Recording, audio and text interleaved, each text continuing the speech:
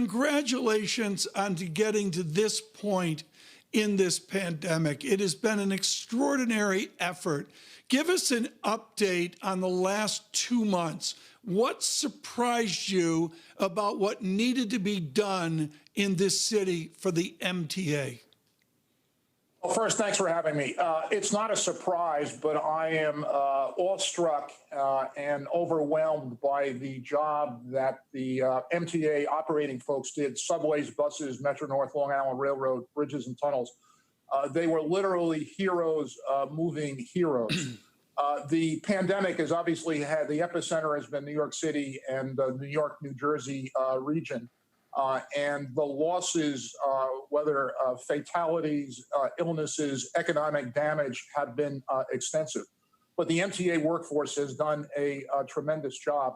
The second thing that strikes me, obviously, is the precipitous decline in ridership, which paradoxically, in this context, is a good thing. It was New Yorkers responding to Governor Cuomo's directive and suggestions.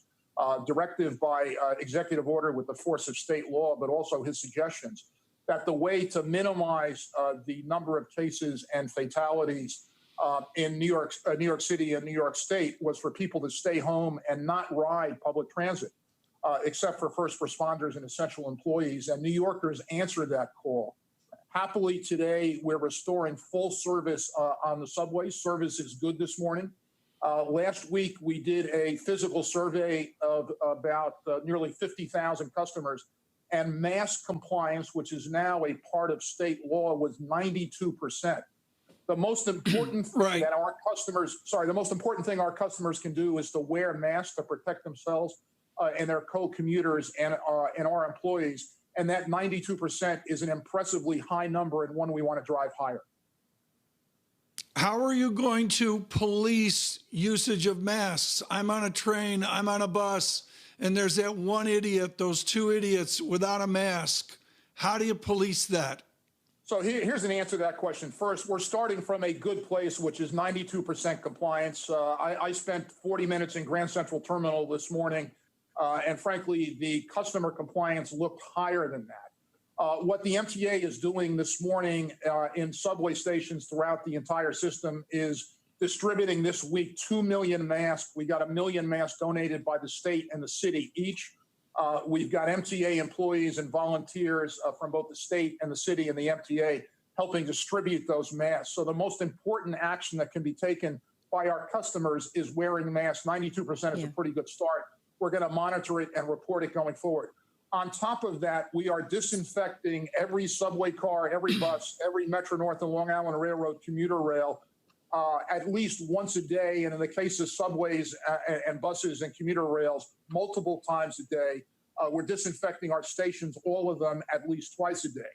We announced a couple of weeks ago the great news that ultraviolet C light, according to research by Dr. David Brenner at Columbia University, kills the COVID-19 virus, and we're piloting that this week, last week, this week, and next week on subways and buses. We'll roll it out to Metro North and Long Island Railroad. Beyond that, we're also looking at antimicrobials, which promise to have the ability to eradicate the COVID-19 virus, but also to do that in months after application.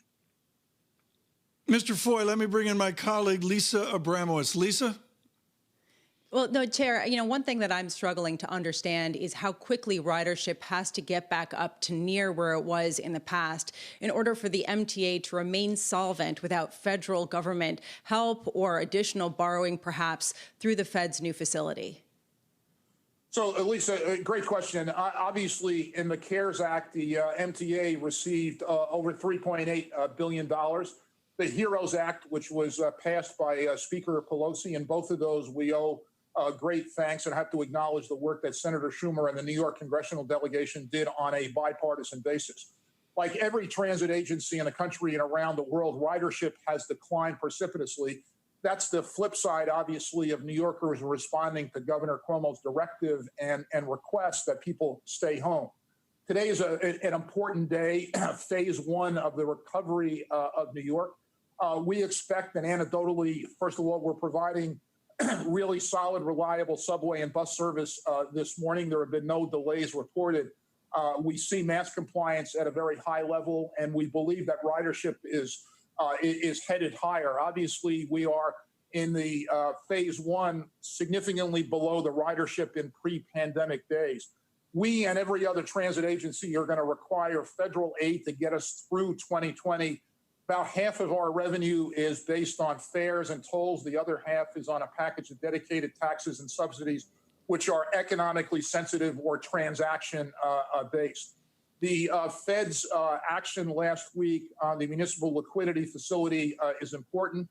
Governor Cuomo has dedicated named the MTA as one of the revenue bond issuers in the state of New York that is eligible for NFL applications.